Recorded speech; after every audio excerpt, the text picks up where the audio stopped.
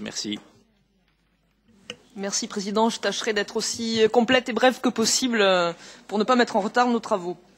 Alors, on a beaucoup discuté de diversité culturelle sur un précédent rapport. Mon rapport aussi porte sur un aspect de la diversité culturelle européenne, mais dans un autre contexte, un autre domaine. Il s'agit de la diversité culturelle des productions artisanales sur les territoires européens. Et mon rapport vise à encourager la Commission, dans la continuité de travaux que je voudrais saluer et qui ont été déjà très approfondis et encourageants dans ce domaine, à avancer pour mettre en place un cadre européen pour la reconnaissance des indications géographiques pour les produits non alimentaires. Comme vous le savez tous dans vos pays respectifs et puis dans vos voyages en Europe, nous avons sur le territoire européen une multitude de productions traditionnelles, artisanales, qui caractérisent différents territoires. Et au-delà du côté anecdotique ou typique de ces productions, ce sont aussi des atouts économiques pour de nombreux territoires qui sont souvent des territoires fragiles, des zones rurales, dans lesquelles ces productions, ces activités artisanales ou industrielles parfois, sont un facteur d'attractivité, de développement économique, d'attractivité touristique non négligeable. Et on a malheureusement des cas au niveau européen d'usurpation de la notoriété de ces productions par des personnes peu scrupuleuses qui se servent de cette notoriété pour distribuer des produits qui n'ont que peu à voir avec les productions originelles et par contre en se servant de la notoriété, de la célébrité de ces productions. Alors, nous avons quelques cas en France, mais ils sont assez répandus. Et dans les deux cas, ça porte un préjudice à la fois aux producteurs, bien sûr, mais aussi aux consommateurs. Parce que ces productions sont en général bénéficient d'une présomption de qualité. Et lorsqu'on a des produits de mauvaise qualité qui ne sont pas produits localement, qui sont vendus à des consommateurs, les consommateurs pensent, en achetant ces produits, qu'ils participent, on va dire, que ces produits correspondent à une idée, à une image, à une notoriété qui est très largement associée à un territoire.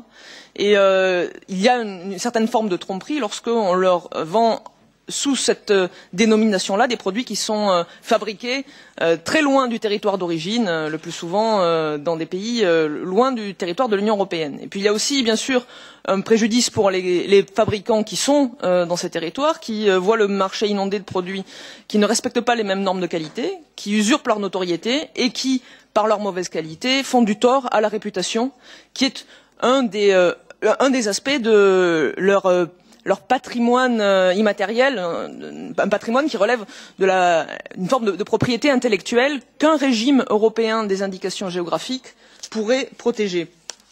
Vous le savez, c'est le cas au niveau européen pour les indications géographiques pour les produits alimentaires.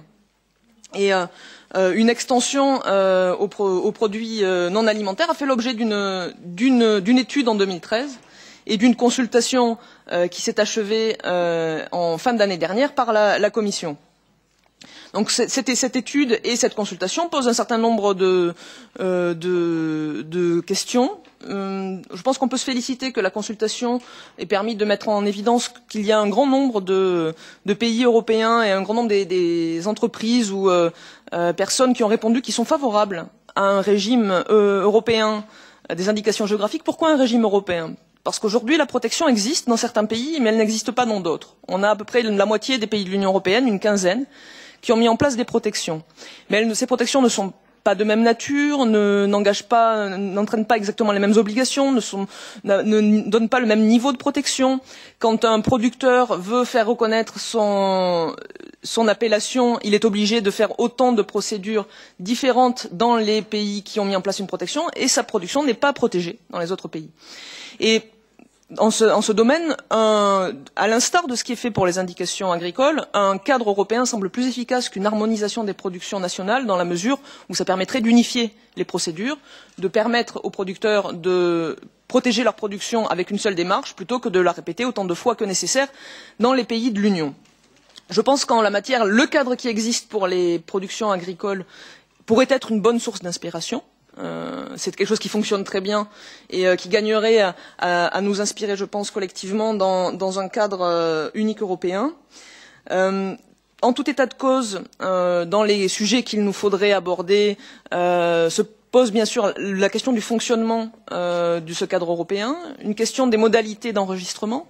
Est-ce que l'enregistrement doit se faire au niveau national, avec une reconnaissance au niveau européen ou directement au niveau européen, peut-être avec une instruction au niveau national pour garantir une adéquation avec les spécificités tout en ayant un contrôle au niveau européen. Ceci avec une préoccupation quand même de proposer une démarche avec des coûts limités et des charges administratives qui ne soient pas excessives, parce que les entreprises qui sont concernées sont avant tout des PME, voire même des très petites entreprises, et on doit garantir un accès facilité à ce type de protection. On doit aussi garder un cadre qui ne soit pas uniquement dans une logique de conservation, mais qui permette à ces entreprises, qui sont d'ailleurs souvent déjà très innovantes, de pouvoir poursuivre dans leur démarche d'innovation. Ensuite, donc sans doute cette reconnaissance ou ce système d'indication géographique devrait établir un lien entre la zone géographique et l'indication en elle-même. C'est bien là aussi un moyen de garder vivace de l'activité productive, des emplois, une activité artisanale et industrielle dans les territoires qui est en jeu. Et enfin, sujet qui nous concerne particulièrement dans la commission des affaires juridiques, en ce que nous traitons des questions de droit de propriété intellectuelle, il faudrait voir comment aménager la coexistence entre ces indications géographiques et les droits antérieurs. Je pense en particulier aux droits qui sont mis en place au titre du droit des marques. Autant de questions qui pourront faire l'objet de nos futurs échanges durant cette séance et puis dans les suivantes. Ce rapport fait l'objet d'un avis de la commission marché intérieur, donc je ne suis pas encore en mesure de vous proposer un calendrier, mais nous devons discuter de ce sujet avec mon collègue rapporteur dans la commission du marché intérieur, mais je reviendrai vers vous très vite avec un calendrier à ce sujet, et je suis bien sûr très impatiente d'entendre ce que les rapporteurs fictifs ont à dire sur ce sujet. Je vous remercie de votre attention.